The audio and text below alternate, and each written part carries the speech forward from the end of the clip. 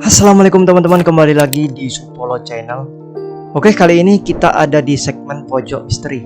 Yap, kita akan membahas mengenai peristiwa atau misteri yang baru saja terjadi di dunia pendakian. Meluncur. Baru-baru ini di negara Indonesia tercinta terjadi sebuah peristiwa atau musibah mengerikan dan naas. Tepatnya di tanggal 3 Desember 2023 ada salah satu gunung di Pulau Sumatera.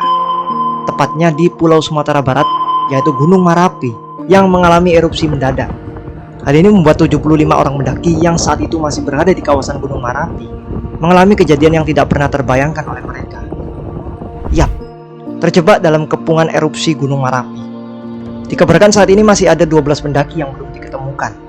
Dan terkonfirmasi juga kalau ada 11 orang yang meninggal dunia karena insiden tersebut.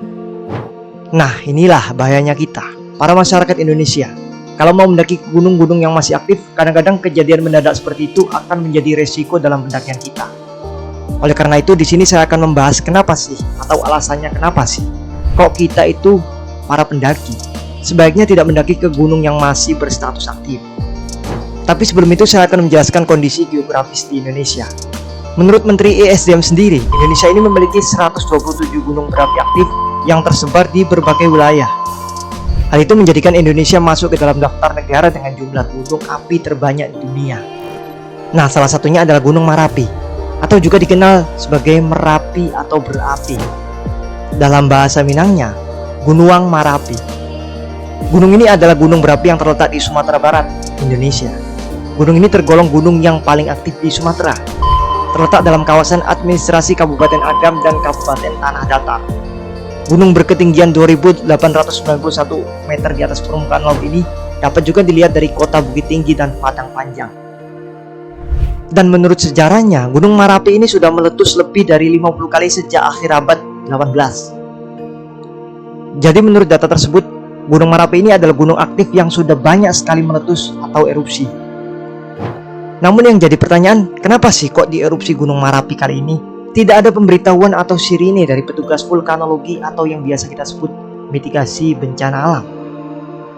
Menurut informasi yang saya dapatkan, status Gunung Marapi itu sudah waspada sejak tahun 2011. Yang artinya, dengan rekomendasi para warga itu dilarang mendekat dalam radius 3 km dari puncak.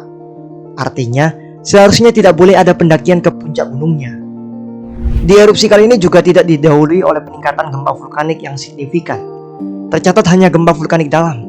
Itu pun cuma terekam 3 kali antara tanggal 16 November 2023 dan 2 Desember 2023. Hal ini menunjukkan bahwa proses erupsi berlangsung cepat dan pusat tekanannya yang sangat dangkal, yakni berada di sekitar puncak.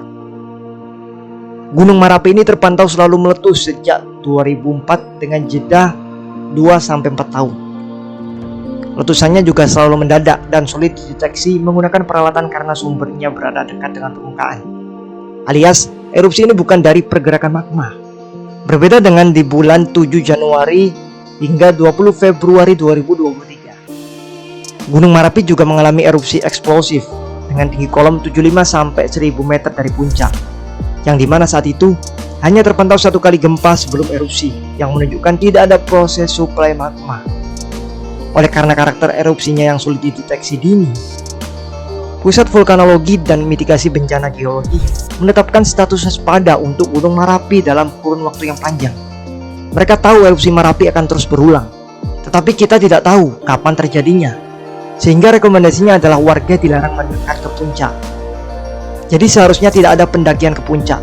Nah, singkatnya, jawaban dari pertanyaan kenapa kok tidak ada sirine peringatan sebelum erupsi terjadi adalah karena sumber letusan Gunung Marapi yang dekat dengan permukaan dan selalu terjadi mendadaklah yang menjadikan tidak ada sirine peringatan. Selain itu, PVMBG aslinya juga sudah melarang warga ke puncak saat tahun 2011. Jadi setiap 2 minggu mereka itu mengirim surat ke bupati dan gubernur di seluruh Indonesia mengenai status gunung api dan rekomendasinya, termasuk Gunung Marapi. Namun kewenangan membuka jalur pendakian ada di pemerintah daerah. Sudah tahu kan salahnya di mana? Tapi sebelum itu BKSDA Sumatera Barat juga sudah memiliki SOP terkait pendakian dengan batasan-batas wilayah tertentu. Misal melakukan pendakian di siang hari, dan kegiatan pendakian hanya sebatas vegetasi alias tidak mendekati kawah.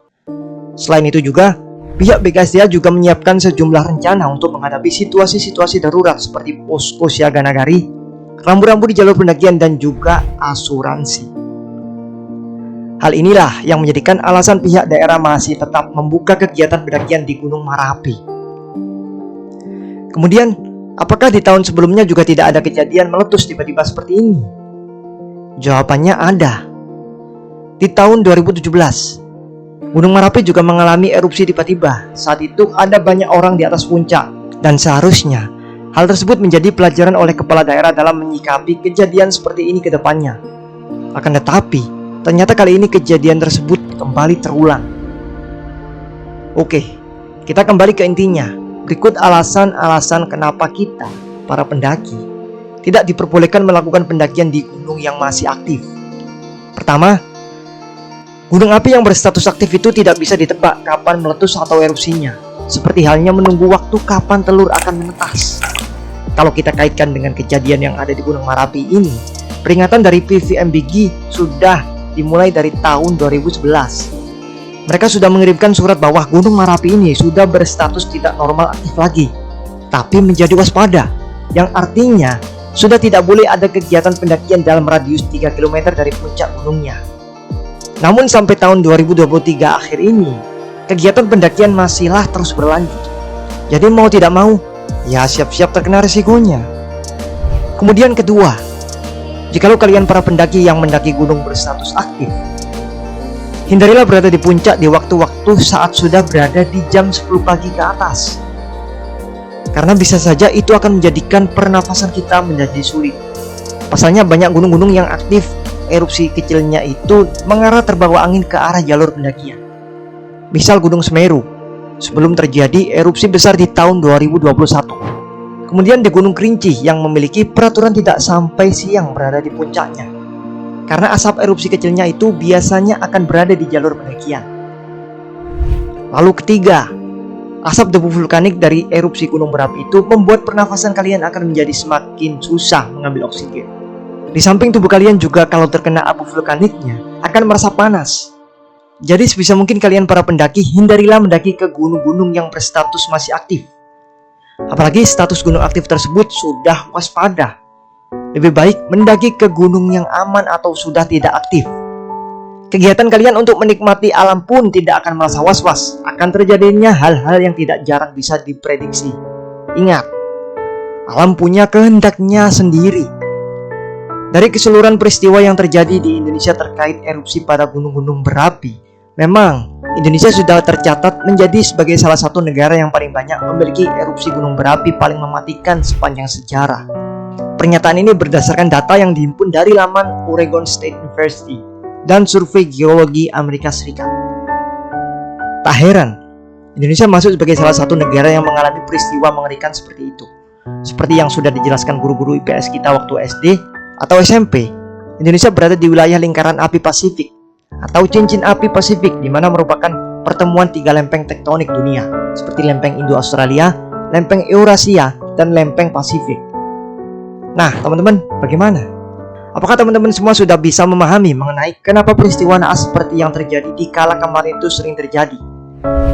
Semoga para korban dan survivor bisa dievakuasi semuanya, dan para keluarga korban itu diberikan kesabaran dan ketabahan atas musibah yang terjadi. Ingat, sematang apapun persiapan kita semua dalam hal memprediksi kejadian di alam, tetap alam tidak bisa pasti diprediksi secara 100%.